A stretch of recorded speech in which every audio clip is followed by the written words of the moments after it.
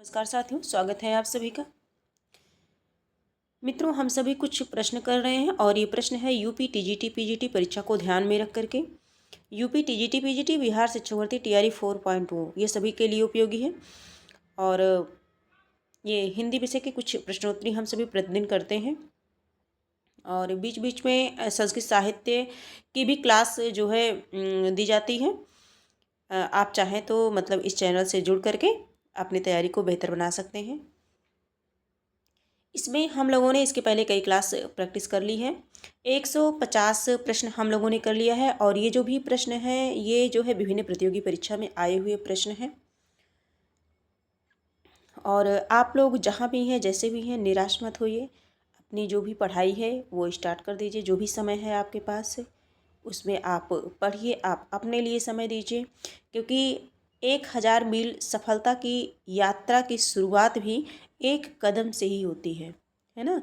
1000 मील सफलता की यात्रा की शुरुआत जो होती है वो एक कदम से ही होती है। तो हम सभी को अपने कदम को बढ़ाना है। जो भी भाई बहन, जो भी प्रतियोगी हैं और ये सोच रहे हैं, निराश हो रहे हैं, सोच रहे हैं कि ये तो बहुत बड़ा सिलेबस है ना, परीक्षा भी अब करीब आ रही है, टाइम तो हम लोगों को बहुत मिल गया था लेकिन परीक्षा भी अब करीब आ रही है, मैं कैसे करूं, क्या करूं। तो निराश मत होइए, निराशी मत। एक एक टॉपिक उठाइए और उन पे वर्क करना प्रारंभ कर दीजिए। जब भी, जहाँ भी, जैसे भी समय मिलता है आपको, आप पढ़ते रहिए, उठते जागते सोते, है ना, आते जाते कहीं रास्ते में। चैनल पे तमाम क्लास ऐसी हैं, बहुत सारे सर हैं, मैम हैं, पढ़ाते हैं, है ना, जिनका आपको समझ आए, जिनकी भाषा आपको समझ आए, जिनका कंटेंट आपको समझ आए, आप उनसे पढ़ते रहिए। और यदि निरंतर पढ़ते रहेंगे तो सफलता अवश्य मिलेगी। आगे हम सभी अपने प्रश्नों को देखते हैं कि जो है 150 नंबर का प्रश्न है, विज्ञान गीता के रचनाकार कौन है, यानी कि विज्ञान गीता के रचयिता कौन है। तो ऑप्शन ए हमारा सुंदरदास है, बी है महाराज बीरबल, सी है नरोत्तम दास और डी है केशवदास। चारों ऑप्शन में से हमें बताना है करेक्ट आंसर हमारा क्या है। चारों ऑप्शन से हमें बताना है कि हमारा जो सही आंसर है वो क्या है। तो ये है केशवदास जी हैं, करेक्ट आंसर डी है। शायद आप सब भी गेस किए होंगे। अब हम सभी देख लेते हैं। हमारे एक प्रतियोगी भाई ने जो है बताया था कि मतलब उन्होंने कहा था कि थोड़ा सा मतलब ऐसा किया करिए कि दिख जाए, है ना। तो बहुत बहुत धन्यवाद याद दिलाने के लिए। और दिखने की क्या बात, हम लोग इसे पढ़ भी लेते हैं, है ना, कभी कभी सुनी हुई चीज़ें याद हो जाती हैं, तो थोड़ा सा पढ़ लेते हैं। विज्ञान गीता काव्य के रचयिता केशवदास हैं। केशवदास की अन्य प्रमुख रचनाएं हैं रसिक प्रिया, कवि प्रिया, रामचंद्रिका। रसिक प्रिया, कवि प्रिया, रामचंद्रिका, तीनों रचनाएं मोस्ट इंपॉर्टेंट है और रामचंद्रिका वेरी मोस्ट इंपॉर्टेंट रचना है। आगे देखेंगे, मेरी भव बाधा हरो राधा मेरी भव बाधा हरो दोहा निम्न में से किस कवि का है। चर्चित दोहा है, 2017 में बना था ये प्रश्न एमपी टीचर एग्जाम में। बिहारी, रहीम, कबीर और रस खान। चारों ऑप्शन में से बताना है कि कौन है ये, इसके कौन है ना। तो इसकी जो ये जो दोहा है, ये दोहा जो है किसका है, बिहारी जी का है ना। किसका है, बिहारी जी का दोहा है। देखते हैं, मेरी भव बाधा हरो नामक दोहा कविवर बिहारी जी का है। किसका है, कविवर बिहारी जी का है। और इसका पूरे दोहा तो इस प्रकार से है, सभी की जुबान पे ये रटा होगा, है ना। जातन की झाई पर श्याम हरित तुति होय। आगे देखेंगे, केशवदास का अलंकार पर आधारित ग्रंथ है। केशवदास का ग्रंथ पूछा गया है और वो भी कौन, जो अलंकार पर आधारित है। विज्ञान गीता, रतन बावनी, रसिक प्रिया, कवि प्रिया, ये सारी रचनाएं आचार्य केशवदास की ही हैं। लेकिन जो अलंकार पर आधारित है उस ग्रंथ को हमें बताना है कि वो कौन सा है। तो इसका करेक्ट आंसर हो जाएगा कवि प्रिया। क्या हो जाएगा, कवि प्रिया हो जाएगा। इसमें देखेंगे, केशवदास का अलंकार पर आधारित ग्रंथ कवि प्रिया है, शेष रचनाएं विज्ञान गीता, रतन बावनी तथा रसिक प्रिया है। आगे देखेंगे, 153 नंबर का प्रश्न है, सूर सागर में जगह जगह दृष्टिकूट वाले पद मिलते हैं। सूर सागर में जगह जगह दृष्टिकूट वाले पद मिलते हैं, यह भी विद्यापति का अनुकरण है। सूरदास से संबंधित उक्त विचार किस आलोचक का है। तो हजारी प्रसाद, ब्रजेश्वर वर्मा, रामचंद्र शुक्ल, हरवंश लाल शर्मा। तो 53 नंबर का प्रश्न है, इसका करेक्ट आंसर हो जाएगा आचार्य रामचंद्र शुक्ल। क्या होगा, आचार्य रामचंद्र शुक्ल का ये कथन है। आचार्य रामचंद्र शुक्ल का कथन है, ठीक है। आचार्य हजारी प्रसाद द्विवेदी ने सूर के साहित्य से संबंधित सूर साहित्य नामक ग्रंथ लिखा है। सूर साहित्य नामक ग्रंथ लिखा है, किसके, सूर के साहित्य से संबंधित। आगे देखेंगे सूरदास को पुष्टिमार का जहाज किसने कहा है। सूरदास को पुष्टिमार का जहाज किसने कहा है। वल्लभाचार्य, हित हरिवंश, गोकुलनाथ, विट्ठलनाथ। 154 नंबर का प्रश्न है। इसका करेक्ट आंसर क्या होगा। विट्ठलनाथ ने। किसने कहा है। विट्ठलनाथ ने कहा है। और आगे देखते हैं हम। अगला प्रश्न है, हाँ, पुष्टि मार्ग को जहाज जात उनकी मृत्यु पर कहा था, जाय कछु लेनो हो सो लेव। साहित्य लहरी की विषय वस्तु क्या है। साहित्य लहरी की विषय वस्तु क्या है। 155 नंबर का प्रश्न है। नायिका भेद, अवतार लीला, निर्गुण खंडन और नीति, है ना। 155 नंबर का प्रश्न है। तो इसका जो करेक्ट आंसर हो जाएगा नायिका भेद। साहित्य लहरी की विषय वस्तु क्या है। नायिका भेद है। और साहित्य लहरी जो है सूरदास की रचना है। इसमें दृष्टिकूट में राधा कृष्ण की लीलाओं का वर्णन है। राधा कृष्ण की लीलाओं का इसमें वर्णन है। आगे देख लेते हैं। तथा अलंकारों एवं नायिका भेदों का वर्णन भी कूट पद में किया गया है। इस ग्रंथ में सूरदास की वंश परंपरा का भी वर्णन मिलता है। और सूरदास का जो समय है ये 1478 से लेकर के 1583 है ना, ये इनका समय है। सूरसागर, सूरसारावली, साहित्य लहरी सभी परिचित हैं इससे। आगे अष्टछाप की स्थापना कब हुई। अष्टछाप की स्थापना कब हुई। 1565, 1600, 1560, 1570। आप लोग भी गेस करिए इसका करेक्ट आंसर क्या होगा। प्रश्न भी इजी सा है ना। अष्टछाप की स्थापना कब हुई। 156 नंबर का प्रश्न है। तो अष्टछाप की स्थापना 1565 में हुई। कब हुई। 1565। करेक्ट आंसर हमारा क्या हो जाएगा। ए हो जाएगा। किसने की थी। गोस्वामी विट्ठलनाथ ने की थी, है ना।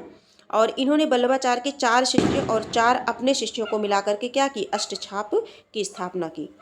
आगे हम सभी देखते हैं। 57 नंबर का प्रश्न है। भ्रमर गीत सार में किन अलंकारों की प्रमुखता है। भ्रमर गीत सार में किन अलंकारों की प्रमुखता है। अन्योक्त शब्दालंकार, सादृश्य मूलक अलंकार, रूपकातिशयोक्ति अलंकार। 2009 में छत्तीसगढ़ टीचर एग्जाम 2009 में बना हुआ प्रश्न है।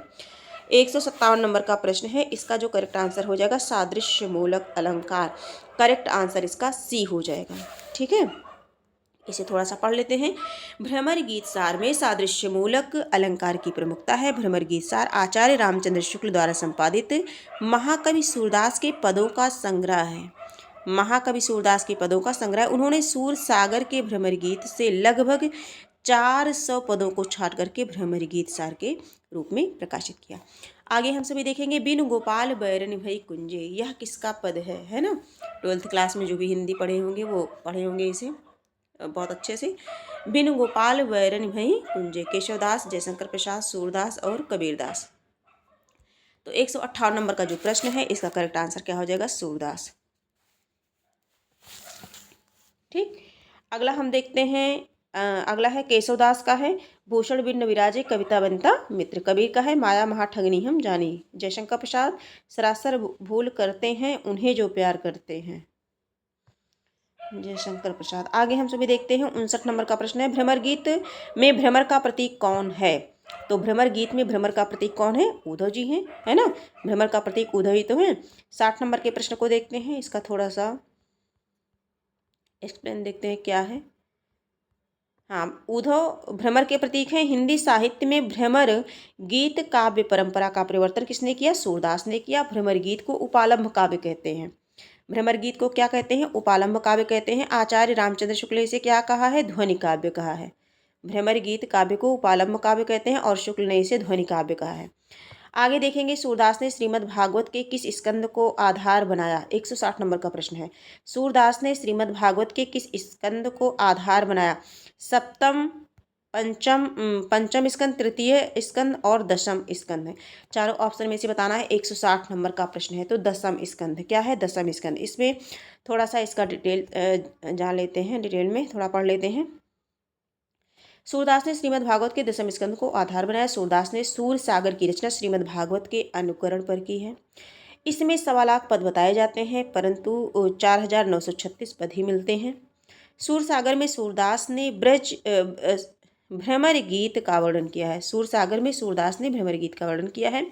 भ्रमर गीत श्रीमद् भागवत के दशम स्कंद के 47वें अध्याय के 10 श्लोकों से लिया है। भ्रमर रस लोलुप एवं प्रेम प्रवंचक का प्रतीक है क्योंकि यह कभी किसी एक कली या एक पुष्प का रसपान नहीं करता।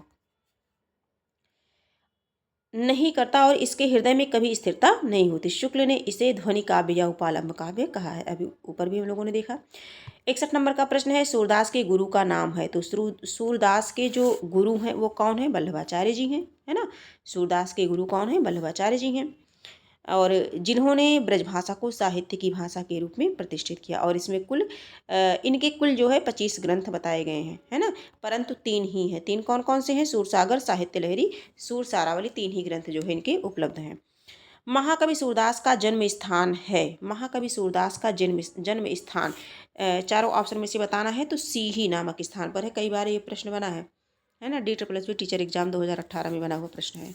सीही नामक स्थान पर मानते हैं। विद्वानों में थोड़ा सा मतभेद है ना। सूरदास के जन्म के संबंध में 2 मत है। श्याम सुंदर दास, आचार्य शुक्ल, हजारी प्रसाद द्विवेदी इनका जन्म स्थान क्या मानते हैं? रुनकता मानते हैं। रुनकता गाँव घाट, है ना। जबकि वार्ता साहित्य में डॉक्टर नगेंद्र गणपति चंद्रगुप्त क्या मानते हैं? सीही मानते हैं। और मगहर में कबीरदास की मृत्यु हुई थी, जानते ही हैं। 163 नंबर का प्रश्न है, सूरदास किस संप्रदाय में दीक्षित हुए थे? सूरदास किस संप्रदाय में दीक्षित हुए थे? चारों में से बताना है। सूरदास किस संप्रदाय में दीक्षित हुए थे? 2018 का बना हुआ प्रश्न है। तो सूरदास जो है पुष्टि मार्ग में, किसमें है? सूरदास पुष्टि मार्गीय संप्रदाय में दीक्षित हुए थे। करेक्ट आंसर हमारा क्या हो जाएगा? बी हो जाएगा। करेक्ट आंसर बी हो जाएगा।